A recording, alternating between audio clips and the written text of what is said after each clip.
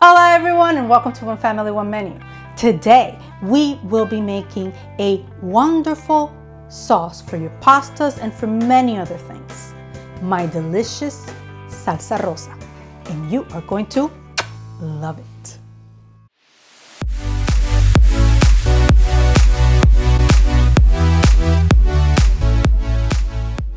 So today we're going to be making my delicious Salsa Rosa, which is a sauce that I've been making since I was 16 or 17 years old, which is not that long ago, and is a different take on the regular classic red pasta sauce.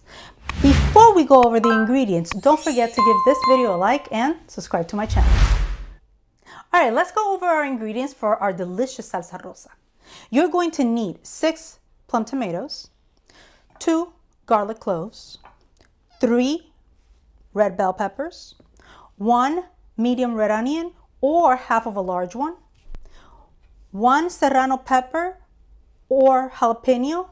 If you don't want it spicy, don't add it.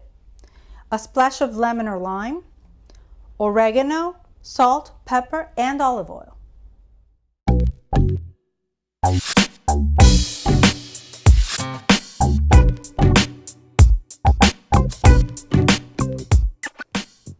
So before you begin preparing everything for the sauce, make sure you turn on your oven at 375 degrees.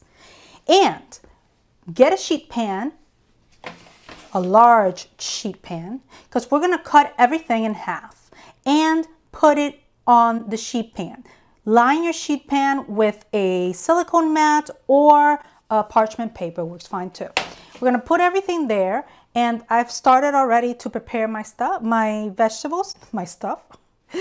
But I wanted to go over with you how more or less to cut your veggies so it can be easier for you.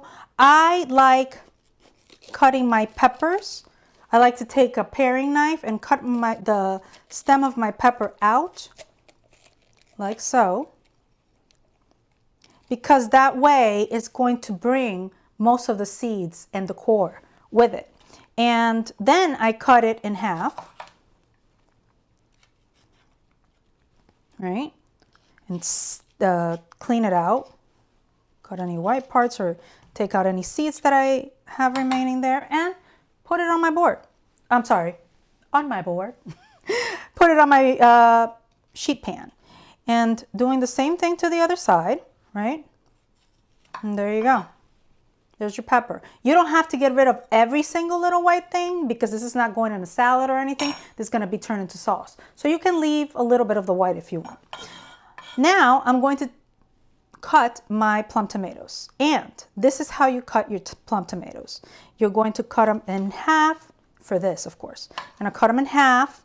You're going to, I like taking off the little head there where the stem was. And then you're going to core it out and take out the seeds as much as possible. Same thing with the other half. Basically, same thing with all of them. And I love making the sauce because it reminds me of my youth. It's such a great sauce. I was about 16 or 17 when I was playing around in the kitchen at home thinking, I want red sauce, but I don't want the typical regular tomato sauce. By the way, I'm gonna cut my garlic now.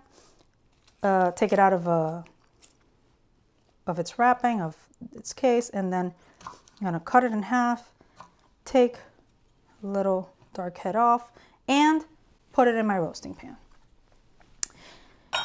And I wanted to make a different sauce that was red, but tasted a little different because I was so tired of the marinara or pomodoro sauce, and they were great, but I like experimenting in the kitchen. So I decided that I would experiment with this delicious, all these delicious ingredients and add red peppers to the sauce.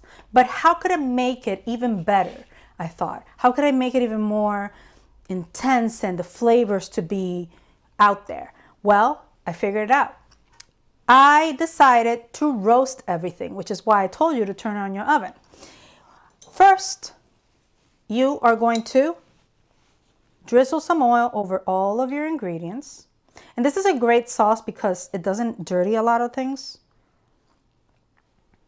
And, drizzle some of the oil over it so, everything is lightly coated. Then, after that, we're going to take our salt and just sprinkle it with a little bit of salt. Remember that later, once the sauce is made, we are going to settle and taste and settle all the flavors and make sure that everything is salted and seasoned appropriately. Now, a few cracks of pepper.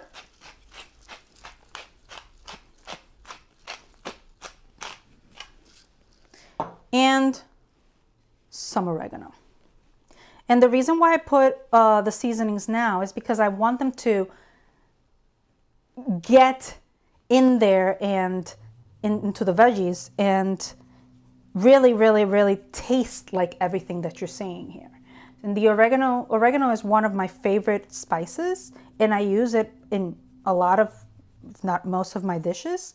So I want this sauce to have a hint of oregano. And I mean, it's not an Italian sauce made in Italy, but it is a take on a red sauce. And I know oregano is also a very used spice in Italy. So now that all that is done, we're going to put it in the oven and have these beautiful, oh, it smells great, veggies roast for about 20 to 30 minutes. You're going to want to see a little bit of browning and coloring on them. And then we'll take them out to continue with our sauce. Let's go.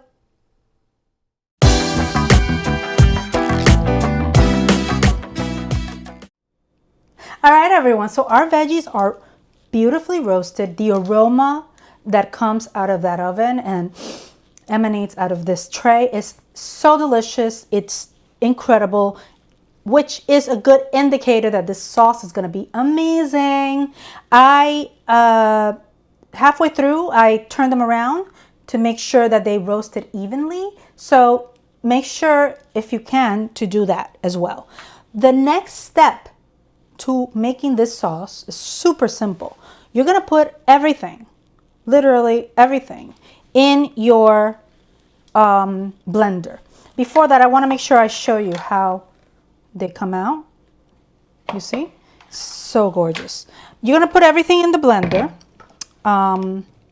in your whatever blender you have, and you're going to blend it until everything is basically a sauce. Smooth, beautiful. If you like it a little chunky, you can pulse it instead of blending it, and pulse it for like a minute or two, and then, pause and pulse and all that. But I like it to be smooth, very like a sauce. So let's begin. All right, everyone. So everything's in the blender, and now we're going to start blending.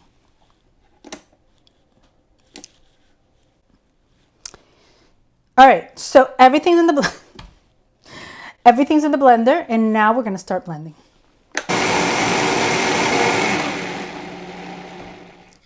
All right, everyone, our sauce is finally finished. It's blended, and the next step is to put it in a saucepan and adjust the seasoning. Taste it, see how it is in flavor. If you want to reduce it a little more because you think it's too watery, you should do it in the saucepan after you've blended it. I don't recommend adding water when you're blending the sauce because the tomatoes and the peppers both are loaded with their natural waters. And I don't know if you saw, but when I was adding it inside the blender, I didn't add anything else but the veggies, the produce, and a little bit of the liquid that it had in the pan when it was roasting, the water that it came out of them. I put it in here, and that's all you need. It really, really is. Let's go to the stove. My pot is hot enough so I can pour my sauce in. And look at that beauty. Oof, so gorgeous. And we're gonna put it in there so it can, well, reduce a little bit if you need it to. If you don't, then just make sure your heat is not too high. I've put mine at low because all I want to do is for it to get warmed, and I want to adjust the seasoning. So the next step is to give it a taste. Provecho. Oh my God, it's so good. But it needs a tiny bit more of salt. I'm gonna add that. Hope you can see this well. Oops. And sorry. And stir it. Stir it well. Don't forget the salt has not mixed in and diluted yet. So if you taste it right away after you add the salt, the flavor is still not there. You gotta give it a little bit. And then I'm gonna add a few drops of lime to the sauce because lemon and lime are acids, and very much like salt, they help enhance the flavors of really anything. All right, and I want a little bit more of oregano, and then that's pretty much it. You let it get warm. I have some pasta that I just made, and for this dish, for this sauce, and really even red sauce, I prefer rigatoni or penne, something with ridges as well, so the sauce can really stay in there, and you know, in every bite you capture a lot of the sauce. As you can see, this is already, you know, thick enough. It doesn't need to reduce, so I'm just waiting for it to start steaming a little bit, which is starting to do right now. And as you can see, you see it there. And then I'm gonna turn it off maybe in a minute. All right, everyone, here is our finished product, our beautiful, delicious salsa rosa on a very nice rigatoni pasta, which is perfect for this sauce or any sauce, frankly, because the ridges really grabs on to the sauce. I've grated some Parmesan on top and cracked a little bit of pepper, and listo, it's perfect just the way it is.